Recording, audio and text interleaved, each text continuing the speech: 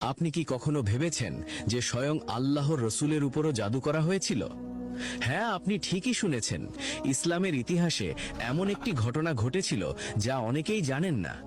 এমন এক অন্ধকার ষড়যন্ত্র যেখানে এক ইহুদি জাদুকর চেষ্টা করেছিল রসূলুল্লাহ সাল্লাল্লাহু আলাইহি ওয়াসাল্লামকে ধ্বংস করতে। 6 মাস ধরে তিনি ভুগেছিলেন এক অদ্ভুত অসুস্থতায়। কিন্তু শেষ পর্যন্ত কি হয়েছিল?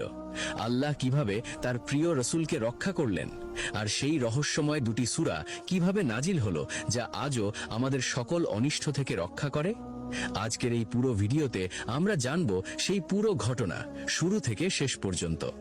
মদিনার আকাশে সোনালী সূর্য যখন পশ্চিম দিগন্তে ঢলে পড়ত, তখন মসজিদে নববীর মিনার থেকে ভেসে আসত আজানের সুমধুর ধ্বনি।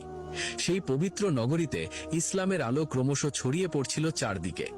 রসূলুল্লাহ সাল্লাল্লাহু আলাইহি ওয়াসাল্লাম তখন মদিনায় অবস্থান করছিলেন, আর তার চারপাশে জড়ো হয়েছিল সত্যের অনুসারী হাজারো মুমিন হৃদয়।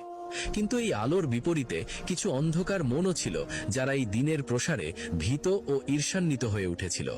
তাদের মধ্যে মদিনার কিছু ইহুদি গোত্র ছিল, যারা প্রকাশ্যে শান্তির মুখোশ পরে থাকলেও অন্তরে পুষে রাখত গভীর বিদ্বেষ ও ষড়যন্ত্রের নীল নকশা। মদিনার বনু জুরাইক গোত্রে বাস করত এক ইহুদি, যার নাম ছিল লাবিদ ইবনে আসাম। সে ছিল একজন দক্ষ জাদুকর, যার কালো জাদুর খ্যাতি ছিল সেই অঞ্চলে সুপরিচিত। তার চোখে ছিল এক অদ্ভুত তীক্ষ্ণতা, আর তার হাতে ছিল এমন কিছু গোপন বিদ্যা যা সে শয়তানের কাছ থেকে আয়ত্ত করেছিল। সে নিজেকে মুসলমানদের মিত্র হিসেবে দেখাতো, কিন্তু তার অন্তরে ছিল প্রচণ্ড হিংসা ও ক্রোধ। ইসলামের এই দ্রুত বিস্তার তাকে রাতের ঘুম হারাম করে দিয়েছিল।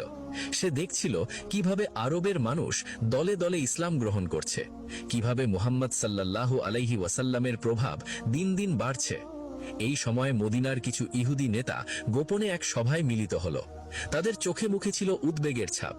একজন বলল, মুহাম্মাদের শক্তি দিন দিন বাড়ছে, আমাদের কিছু একটা করতে হবে। আর একজন বলল, কিন্তু কি করা যায়? তার সাহাবীরা সব সময় তাকে ঘিরে রাখে, তার কাছে পৌঁছানো প্রায় অসম্ভব। তখন তাদের মধ্যে এক বয়স্ক ব্যক্তি বলল,